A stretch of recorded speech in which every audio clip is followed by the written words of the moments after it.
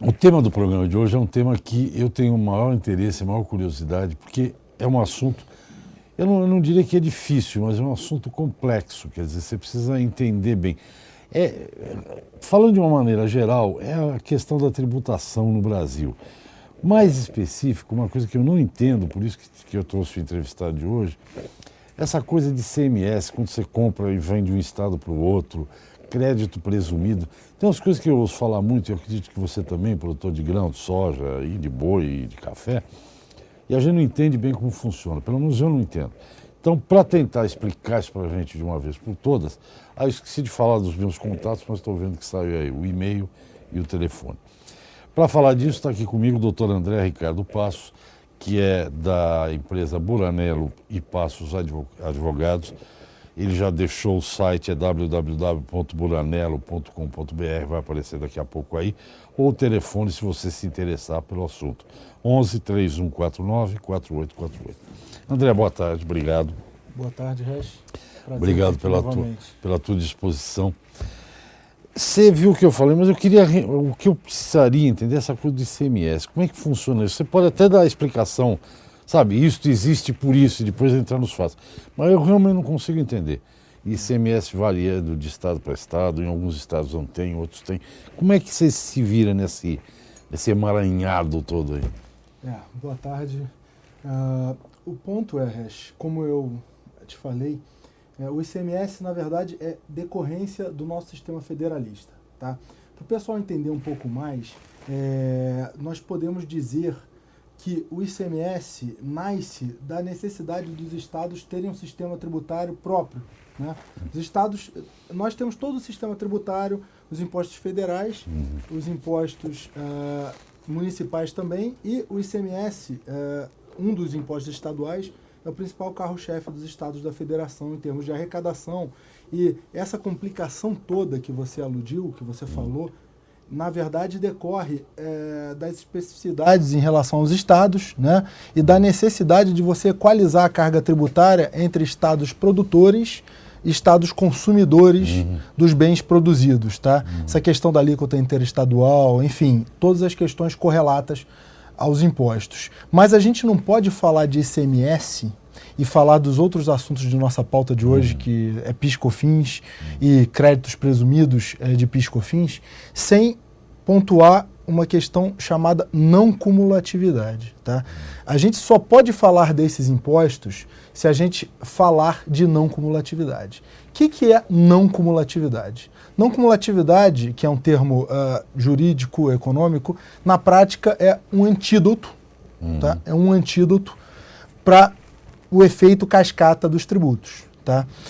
Quando você fala em efeito cascata de tributos, são todos aqueles tributos que você vai cobrando na nota e que vai permeando a cadeia de produção até o consumidor final. Se você não tiver não cumulatividade, ou seja, se você não tiver a possibilidade de tomar créditos quando você compra aqueles insumos e você tem na nota fiscal a cobrança dos impostos, para só repassar para a etapa seguinte a diferença entre os créditos tomados e o valor que você agregou no produto final, você tem a não cumulatividade. Tá? A não cumulatividade é simplesmente esse antídoto, né, contra o efeito cascata, que seria você não poder tomar os créditos da aquisição dos insumos, no caso do produtor rural e no caso do produtor agroindustrial, que utiliza insumos para a produção do produto final dele. Por exemplo, o boi, você vai precisar da ração para poder engordá-lo e vendê-lo depois para um frigorífico. Então você vai precisar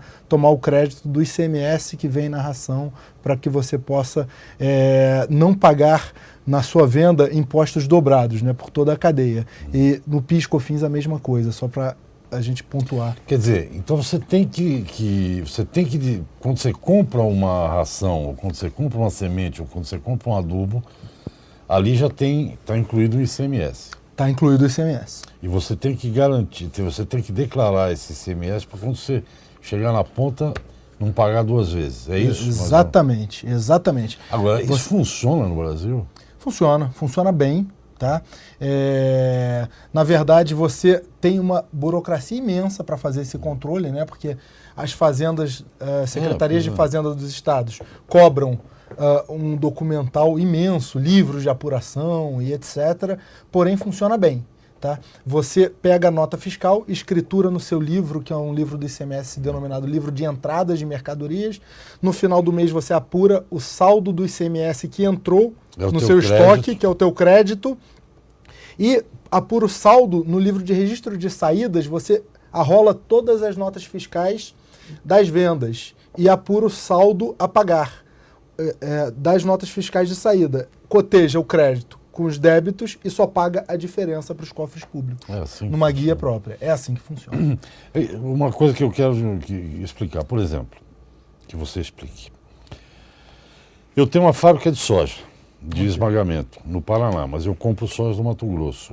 Quanto imposto eu pago nesse caminho do Mato Grosso para cá? Pago imposto ou não pago imposto? Paga, e essa é a questão interestadual que você abriu o programa, né?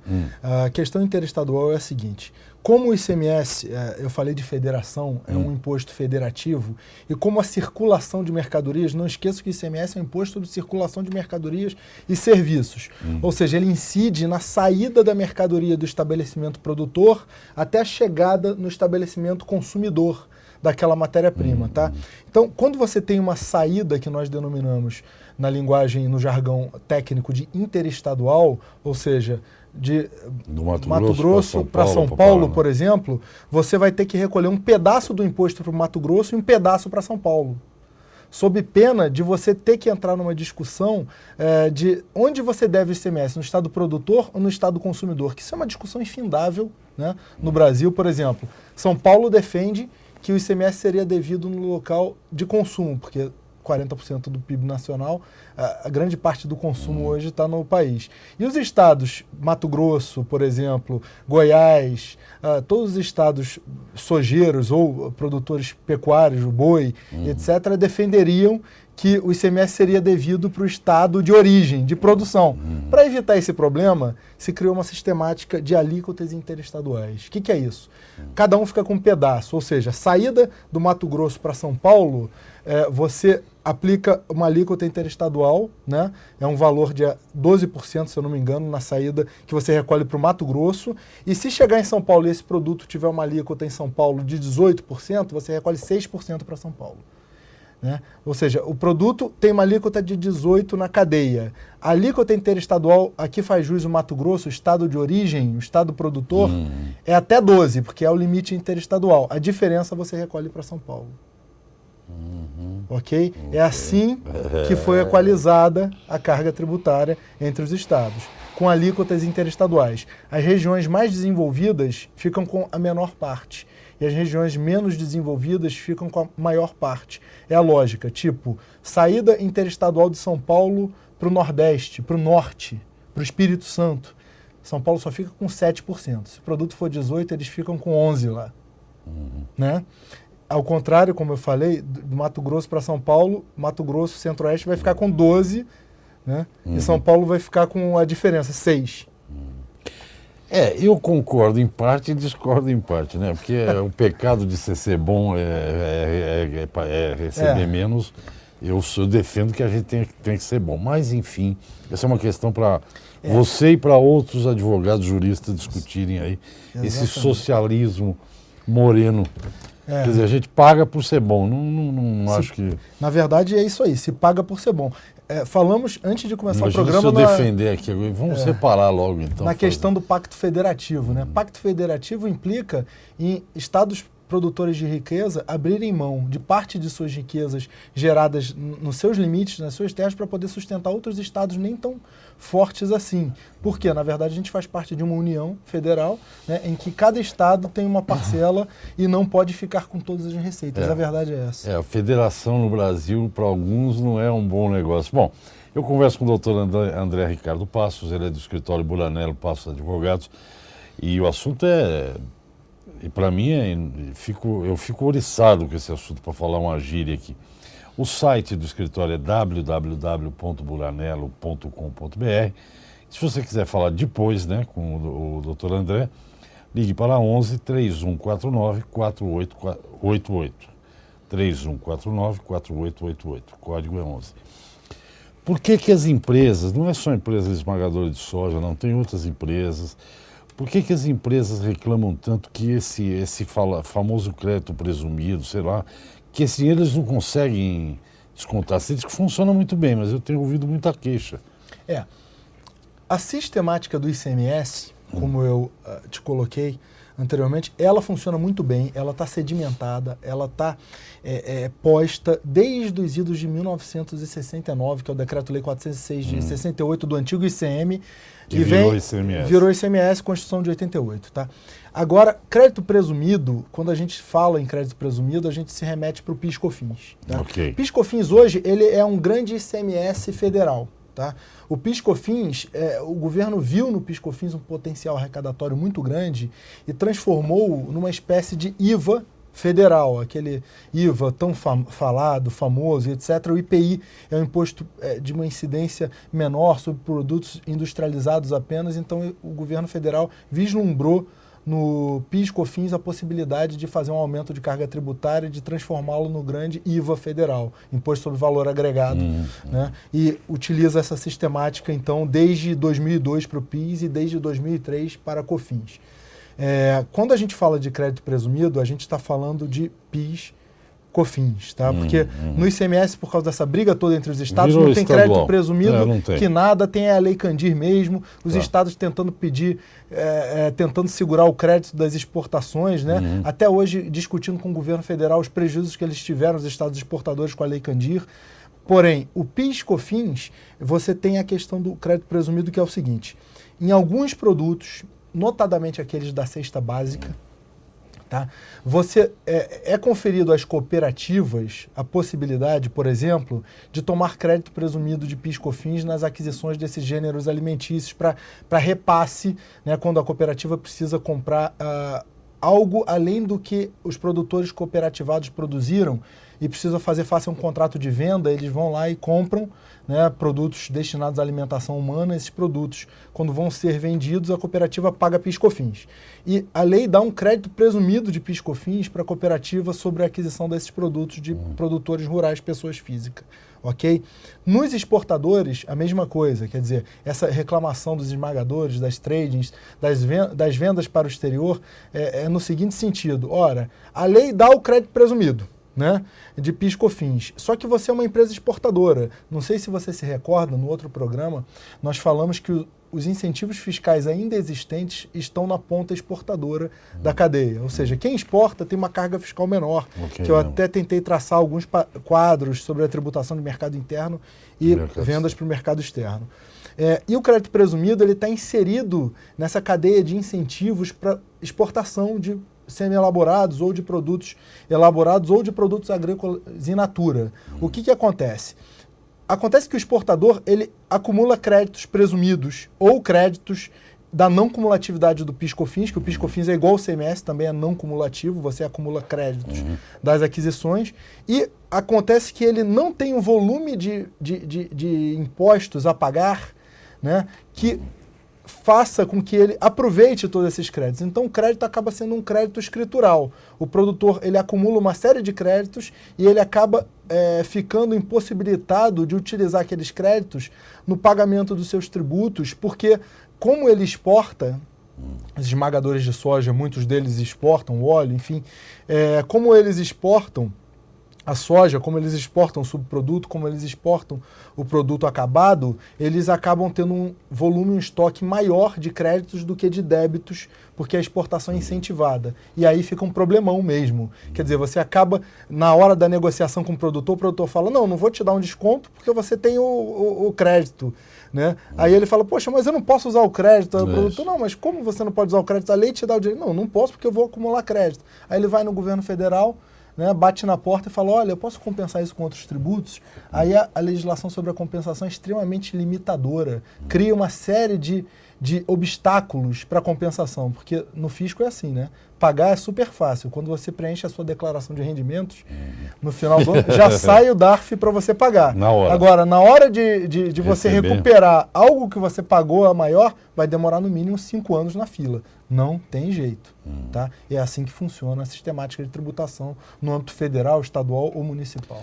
Doutor André, essa coisa toda, para mim agora ficou claro: o ICMS virou um imposto estadual, quer dizer, cada estado leva a sua partezinha, né? Daquela maneira meio socializada aí que você explicou. Isso. E o PIS/COFINS, que o governo aumentou brutalmente esse ano, né? 200%. 200%.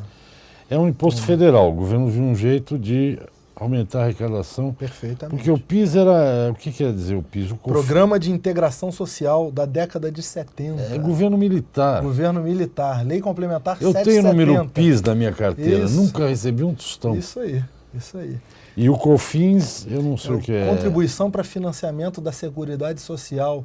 Lei Complementar 70 de 1991. Parece o CPMF para a saúde. Isso aí. Isso, o que eu queria te Os perguntar. dois tributos vinculados à Seguridade Social. Ocorre que isso está... E as pessoas morrendo na fila aí. É isso aí. Isso não é isso? E aumento de 200% de alíquota e as pessoas morrendo na fila. O dinheiro ninguém sabe para onde vai. A gente, não sei se vocês advogados, incluem, essa complicação, essa burocracia e esses aumentos brutais em impostos, isso eu poderia chamar também como custo Brasil? Isso faz parte do custo Brasil? Você está perfeito, eu acho que a sua observação é extremamente pertinente, né? Quando a gente fala numa tributação em cadeia, né, que é amenizada, a gente não pode esconder, a gente não pode também, quando se cria algo que melhora a sistemática, é amenizada pela não cumulatividade, pela possibilidade de descontar créditos, porém, o que não diminui a fúria arrecadatória do Estado, que deu a possibilidade de descontar créditos, porém aumentou em 200%, né? A gente fala exatamente no custo Brasil. Ou seja, o que é custo Brasil? Custo Brasil é todo aquele custo que a gente tem aqui transacional, né, na nossa cadeia produtiva, ou todo o custo que a gente vai ter na logística, todo o custo que a gente vai ter para fazer com que a nossa produção chegue ao mercado internacional em igualdade de condições com os produtos internacionais para competir, e os tributos estão inseridos nessa cadeia sim. Você concordaria comigo? Hoje eu estou assim com essa maneira de perguntar, acho que foi que a minha pressão subiu, acho que eu fiquei assim. Você concordaria comigo que o Brasil, ou os produtores, ou os exportadores, o Brasil exporta imposto? O Brasil exporta imposto, com certeza. Que é um absurdo. Né? Acabamos de falar do crédito presumido. Que o cara não pode fazer nada com que o produtor sabe que o exportador vai ter direito ao crédito presumido, e aí, na negociação, já parte dessa premissa, o exportador fica com esse crédito guardado lá como um papel, né? Um papel, e não tem jeito. Então, o custo dele vai onerado pela tributação, e aí ele exporta imposto. A gente exporta imposto, não tenha dúvida. Exporta imposto de folha de salários, exporta imposto, todos os impostos de renda, contribuição social sobre o lucro, IPTU, todos os impostos que aumentam a carga tributária dos produtores, da cadeia produtiva, e são incorporados ao custo dos produtos vendidos, a gente exporta. Isso é inexorável, né? É uma conclusão que você é forçado a chegar por razões de ordem lógica até. E existe alguma maneira, eu estou conversando mais uma vez agora com o doutor André Ricardo Passos, da Buranello e Passos Advogado. O site, acho que já apareceu aí, www.buranello.com.br, e o telefone, você está falando de um assunto que diz respeito diretamente, que é tributação, é 11 3149 4888. É possível fazer alguma coisa legalmente para se livrar desses impostos? Não, né? Olha, produtor rural, ele vai ter que ter muita atenção ao seu processo produtivo, né? Vai ter que ter muita atenção à forma como ele se organiza para produzir as commodities ou para produzir o produto industrializado ou semi-elaborado a partir dessas commodities, de forma que ele possa maximizar, né, a utilização desses créditos. Por exemplo, esse exportador que a gente falou que vai acumular o crédito presumido de IPI, ele pode agregar mais um produto ao seu portfólio de produtos, né, ao seu leque de produtos a serem vendidos, e utilizar os créditos presumidos, por exemplo, para pagar os tributos dessas vendas do mercado interno. Ou seja, existem maneiras legais de você fazer um cotejo da sistemática legal vigente com esses benefícios fiscais, de forma que você legalmente possa reduzir a carga tributária, tá? e possa utilizar todos os créditos e incentivos que o governo federal ou estadual dão na realização da sua atividade de produtor rural, seja produtor rural revestido sob a forma de pessoa física, seja o produtor rural revestido sob a forma de pessoa jurídica. Porém, você tem formas sim, né? Obviamente você vai precisar contar com uma assessoria especializada, obviamente o produtor rural vai procurar o contador dele, o advogado dele, na cidade dele de base, ou então pode procurar um assessor especializado nesse assunto para procurar, a despeito da elevadíssima carga tributária, organizar o negócio dele de uma forma a minimizar o impacto da tributação. Tributação sempre há, né? Se você racionaliza o processo produtivo, você tem condições de minimizar o impacto da tributação e até utilizá-lo ao seu favor, no caso das empresas exportadoras ou dos produtores exportadores, que vão acumular créditos e podem, então, como eu te citei, efetuar venda de determinados produtos no mercado interno e utilizar esses créditos acumulados para pagar os tributos sobre as vendas do mercado interno, né, e ficar com uma margem líquida de impostos como lucro dentro de casa, e assim poder fazer seu reinvestimento, e assim poder tirar o seu lucro da sua atividade e poder melhorar, inclusive, o seu padrão de vida. Doutor André, eu queria te perguntar uma coisa. O imposto, por exemplo, o imposto de circulação de mercadorias e serviços, o imposto de valor agregado, PIS, COFINS, isso foi criado pelo governo federal. Foi. O ICMS era estadual e depois foi... O ICMS continua estadual, né? Ele foi criado da forma como nós conhecemos hoje, ainda nos idos do governo militar, na Constituição Federal de 1967, tá? Teve a emenda em 69, manteve-se a formatação, uma grande modificação em 83, emenda Passos Porto, né?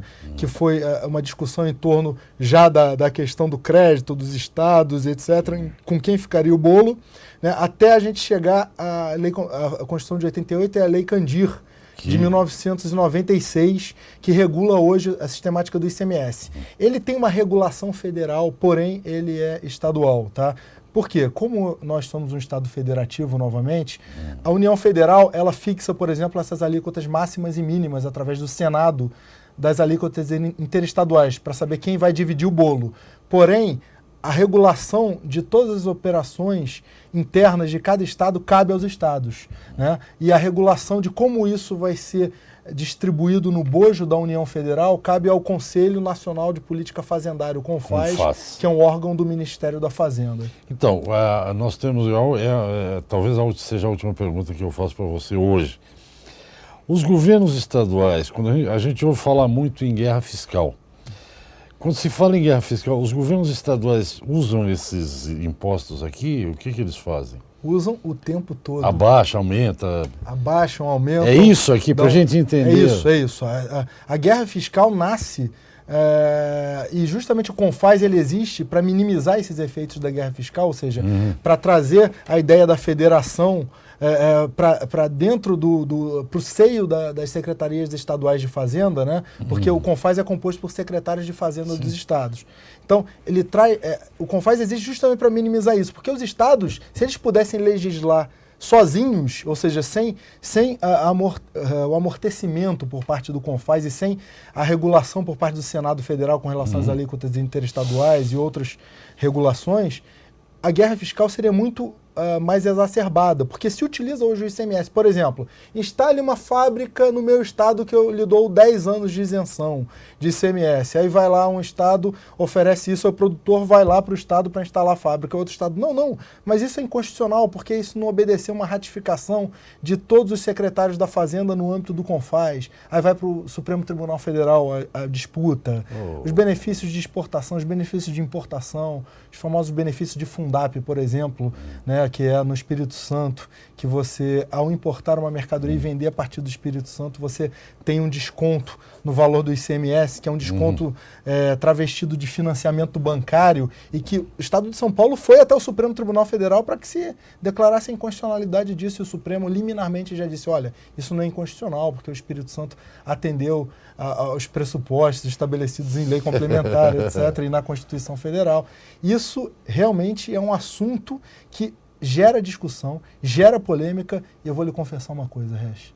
vai gerar enquanto existir o ICMS, enquanto existir o pacto federativo que nós temos, um pouco torto e um pouco certo, diria eu, né? Sendo um pouco redundante, porém é torto na medida em que você dá uma discricionariedade aos estados. É certo na medida em que o Senado e o CONFAS amortecem um pouco desse conflito, né? Amortecem um pouco desse desgaste entre os estados, dessa disputa por investimentos, porque, na verdade, é a salvação dos estados. O governo federal federalizou a arrecadação com PIS e COFINS, quer dizer, só sobra praticamente o ICMS aos estados. Então, eles têm a única arma do ICMS para conceder um benefício fiscal para incrementar a arrecadação. Às vezes, a gente não pode condenar essa coisa da guerra fiscal, ela tem uma discussão muito mais ampla na nossa sociedade. Às vezes, a gente tem que olhar isso sob um espectro mais amplo para poder entender melhor esse assunto, ao invés de ficar, poxa, fizeram isso, fizeram aquilo, isso está certo, isso está errado. A gente tem que entender isso no âmbito de toda a questão tributária. Não, sobrou pouco realmente para os estados. Agora, o CONFAS, eu não sei se continua assim, o CONFAS, as decisões tinham que ser em consenso. Pois é. E aí, assim, por exemplo, ia decidir uma coisa sobre produção de café, que interessa São Paulo, Paraná, enfim. Isso. Aí o secretário do Sergipe, que não tem nenhum pé de café, dizia, sou contra, e não acontecia nada, não é isso? É por aí. Nosso tempo está acabando, doutor. Eu agradeço mais uma vez a sua presença. Já vi que vamos ter que continuar falando disso, se bem que hoje eu acho que deu uma boa esclarecida para a gente entender as coisas, né? Mas eu te agradeço, desejo um bom fim de semana e vou manter contato, tá bom? Ok, eu que lhe agradeço, Reche, agradeço aos ouvintes a atenção e o tempo.